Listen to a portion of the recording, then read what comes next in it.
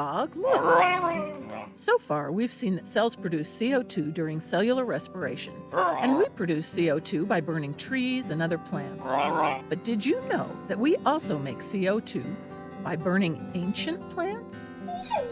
Do it all the time when we make coal fires.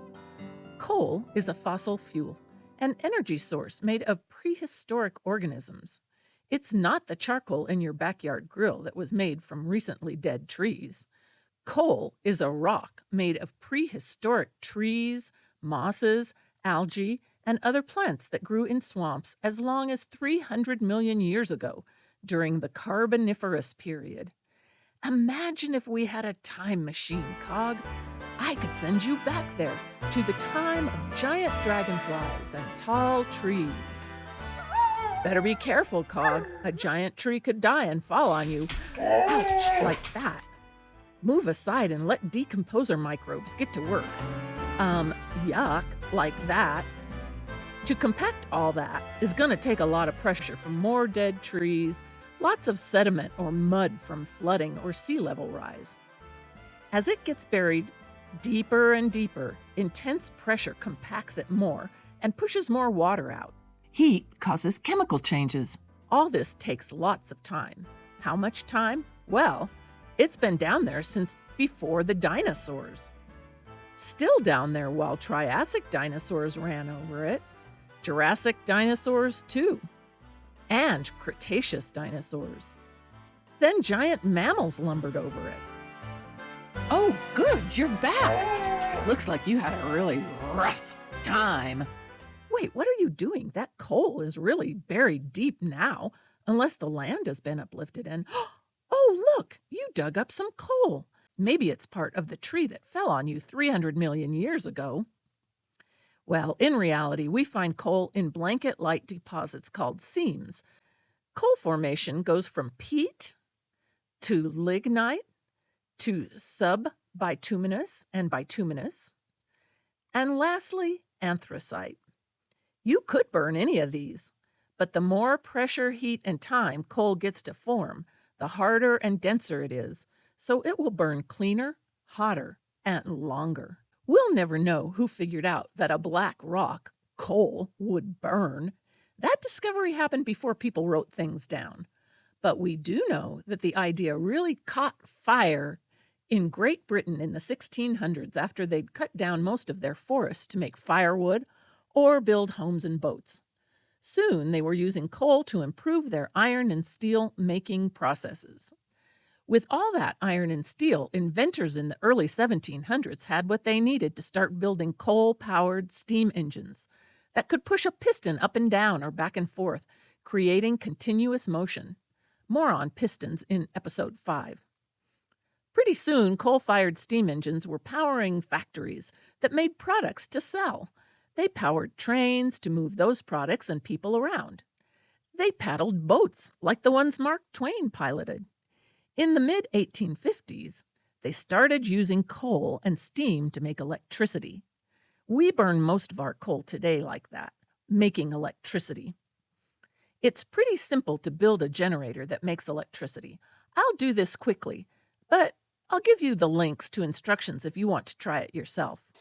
I used these supplies: cardboard, magnets, wire, a tiny bulb, and a long nail. First, make a cardboard box. Stick a nail through it. Wrap the copper wire around the box, about 300 or 400 times. That's a good-sized copper coil. My magnets have to spin around inside the box. I used cardboard to make a space for the nail. Assemble it by maneuvering the nail through the space while the magnets are inside the box. See it spin?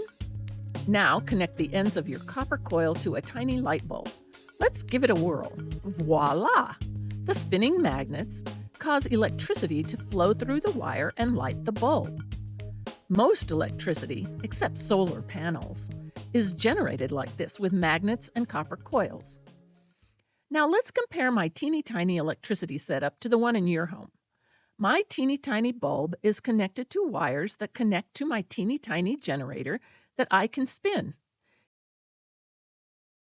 Yours has a bigger bulb connected to wires that connect to a bigger generator.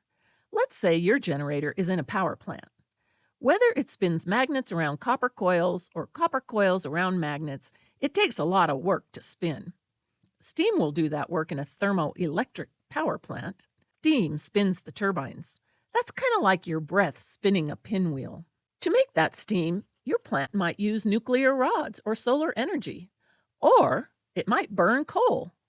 Power plants all over the world burn coal to make steam to turn turbines that spin magnets or copper coils to make electricity. Think about it. When we burn coal, we're burning plants that lived 300 million years ago to make electricity we'll use today. Oh, look, your lights are on. I can see you have salad for dinner. Plants are a great energy source. In coal fires and campfires, carbon from the fuel combines with oxygen in the air to produce CO2, carbon dioxide. Coal is rich in carbon. If you burned 1 ton of coal, about the weight of a walrus, you'd produce 2 tons of CO2. The added weight comes from oxygen.